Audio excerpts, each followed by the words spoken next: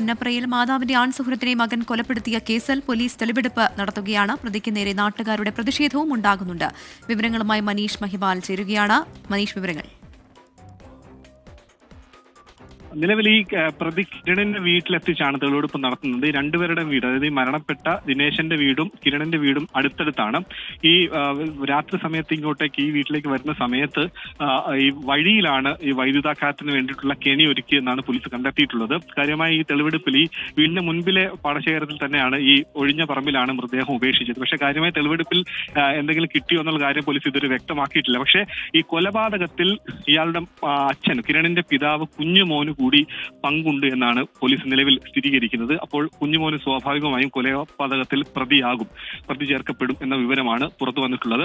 വിരലടയാള വിദഗ്ധരും പോലീസും ഫോറൻസിക് അടക്കമുള്ള സംഘം നിലവിൽ വിശദമായ തെളിവെടുപ്പ് ഈ സ്ഥലത്ത്, ഈ മൃതദേഹം കണ്ടെത്തിയ സ്ഥലത്ത് കൃത്യമായ തെളിവെടുപ്പ് നടത്തി എന്തെങ്കിലും തരത്തിലുള്ള കാര്യങ്ങൾ ലഭിക്കുമോ എന്നടക്കം നോക്കി. പക്ഷേ എന്തെങ്കിലും ലഭിച്ചിട്ടുണ്ടോ എന്നുള്ള കാര്യം നിലവിൽ പോലീസ് വ്യക്തമാക്കിയിട്ടില്ല. പക്ഷേ തെളിവ് ശേഖരണത്തിന്റെ ഭാഗമായിട്ടാണ് നിലവിൽ ഈ വീട്ടിൽ വൈദ്യുതാഘാതം ഒരുക്കിയ സ്ഥലം, ഒപ്പം തന്നെ ഈ രണ്ടുപേരുടെയും വീട് അടുത്തടുത്താണ്. ദിനേശിന്റെ വീടിന്റെ തൊട്ടടുത്ത് തന്നെയാണ് ഈ പ്രതി കിരണിന്റെ വീട്. കിരണിന്റെ വീട്ടിലേക്ക് എത്തുന്ന വഴിയിൽ ഈ കെണി ഒരുക്കുകയായിരുന്നു. അങ്ങനെയെങ്കിൽ ഈ വൈദ്യുതിക്ക് വേണ്ടിയിട്ട് പവർ എവിടെ നിന്ന് എടുത്തു? ഈ ഇത്രയും അധികം വോൾട്ട് വൈദ്യുതി വീട്ടിൽ നിന്ന് തന്നെ വന്ന് കൊലപ്പെടുത്താൻ വേണ്ടിയിട്ട് ഈ രീതിയിൽ വീട്ടിൽ നിന്ന് എടുത്തു, അതോ പുറത്തു നിന്നും പബ്ലിക്കായിട്ടുള്ള ഏതെങ്കിലും ലൈനിൽ നിന്ന് വലിച്ചിട്ടുണ്ടോ എന്ന സംശയമുണ്ട്. അത്തരം കാര്യങ്ങൾ സ്ഥിരീകരിക്കാൻ വേണ്ടിയിട്ടാണ് പോലീസ് സംഘം നിലവിൽ ഈ പ്രതി കിരണിനെ കൊണ്ടുവന്ന് ഇവിടെ വീട്ടിലെത്തിച്ച് തെളിവെടുപ്പ് നടത്തുന്നത്. പക്ഷേ പിതാവ് കുഞ്ഞുമോനെ വീട്ടിലെത്തിച്ചിട്ടില്ല, തെളിവെടുപ്പ് നടത്തുന്ന സ്ഥലത്ത് എത്തിച്ചിട്ടില്ല. കുഞ്ഞുമോനും ഒപ്പം തന്നെ കുഞ്ഞുമോന്റെ ഭാര്യയും പുന്നപ്ര പോലീസ് സ്റ്റേഷനിലാണുള്ളത്. അവരെ ഈ സ്ഥലത്തേക്ക് എത്തിച്ചിട്ടില്ല. പക്ഷെ കുഞ്ഞുമോനും കൂടി പങ്കുണ്ട്. കുഞ്ഞുമോന്റെ അറിവോട് കൂടിയാണ് മകൻ കിരൺ ഈ ഭാര്യയുടെ ഒരു ആൺസുഹൃത്തിനെ, തൊട്ട അയൽവാസി കൂടിയായിട്ടുള്ള ആൺസുഹൃത്ത് ദിനേശനെ ഈ രീതിയിൽ കൊലപ്പെടുത്താൻ ആസൂത്രണം ചെയ്തതെന്നുള്ള കണ്ടെത്തൽ പോലീസ് അത് സ്ഥിരീകരിക്കുകയാണ്. നേരത്തെ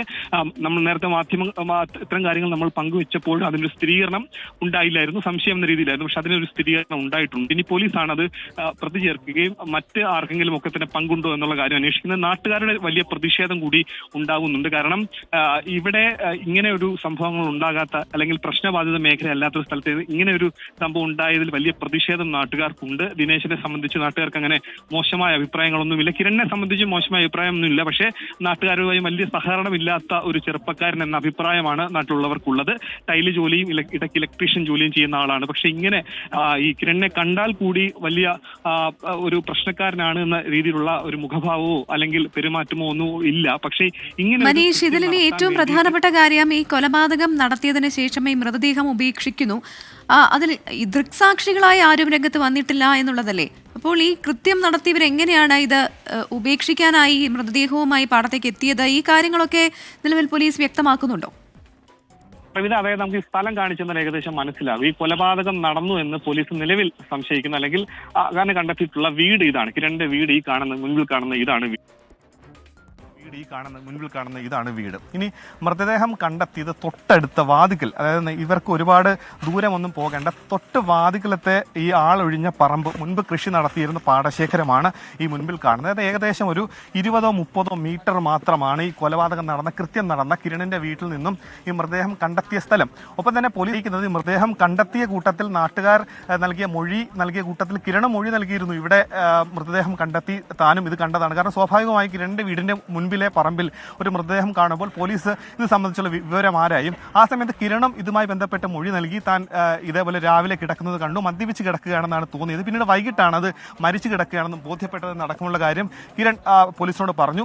ഏറ്റവും പ്രധാനപ്പെട്ട കാര്യം, ഈ പോസ്റ്റ്മോർട്ടം നടപടികൾ പുരോഗമിക്കുമ്പോഴും മുൻനിരയിൽ ആശുപത്രിയിലടക്കം ഈ കിരൺ ഉണ്ടായിരുന്നു. ഒപ്പം തന്നെ ഈ ശവസംസ്കാര ശുശ്രൂഷകൾ ചടങ്ങുകളൊക്കെ തന്നെ ദിനേശന്റെ വീട്ടിൽ നടക്കുന്ന സമയത്തും കിരൺ അതിൽ പങ്കാളിയായിരുന്നു. അതുകൊണ്ട് നാട്ടുകാർക്ക് ഒരു തരത്തിലുമുള്ള സംശയം ഇല്ലാത്ത രീതിയിലായിരുന്നു കിരണിന്റെ പെരുമാറ്റം.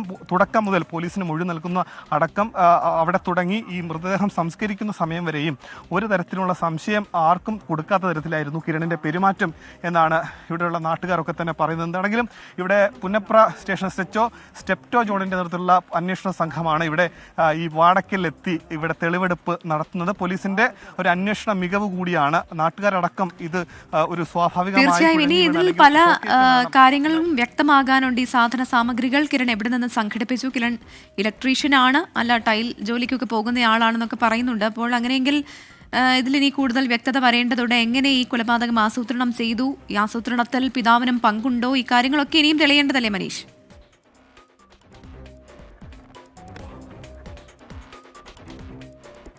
തീർച്ചയായും. കാരണം ഈ ഷോക്കേറ്റുള്ള മരണം എന്ന് പറയുമ്പോൾ ഏത് തരത്തിലാണ് ഒരു കെണി ഉണ്ടാക്കിയതെന്ന രീതിയിലുള്ള ഒരു കാര്യമാണ് പോലീസിനുള്ളത്. കാരണം ഇതിനു മുൻപൊന്നും ഇത്തരത്തിലുള്ള കേസുകൾ കൈകാര്യം ചെയ്ത് പോലീസിന് കൂടി അത്തരത്തിലുള്ള ഒരു എക്സ്പീരിയൻസ് ഇല്ലായിരിക്കാം ഇങ്ങനെ ഉള്ളത്. അതുകൊണ്ട് തന്നെ ഏത് തരത്തിലുള്ള കെണിയാണ്, വൈദ്യുത കെണിയാണ് ഈ വഴിയിൽ നിന്ന് വെച്ചു എന്നാണ്. അതായത് ഒരു വീട്ടിൽ നിന്നും ഏതാനും മീറ്റർ, കാരണം ദൃശ്യങ്ങൾ നമുക്ക് കാണാം, കിരണൻ്റെ വീടിൻ്റെ തൊട്ടടുത്ത് തന്നെയാണ് ഈ ദിനേശൻ്റെ വീട്.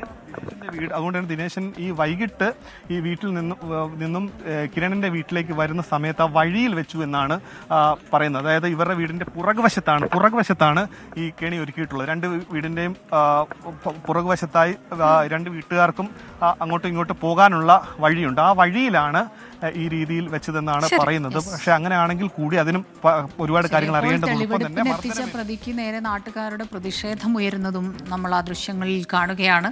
അപ്പോൾ ആദ്യമൊക്കെ ശാന്തരായി തന്നെയാണ് നാട്ടുകാർ പ്രതികരിച്ചത്. പക്ഷെ പിന്നീട് ഓരോ കാര്യങ്ങളും അറിഞ്ഞു വന്നപ്പോഴാകാം തെളിവെടുപ്പിനിടെ പ്രതിഷേധം അങ്ങനെ വരാൻ കാരണം. ഇപ്പോഴും തെളിവെടുപ്പ് അവിടെ നടക്കുന്നുണ്ട്. മനീഷ് മഹിപാലാണ് ഈ വാർത്തയുടെ വിശദാംശങ്ങൾ നമുക്ക് നൽകിക്കൊണ്ടിരിക്കുന്നത്.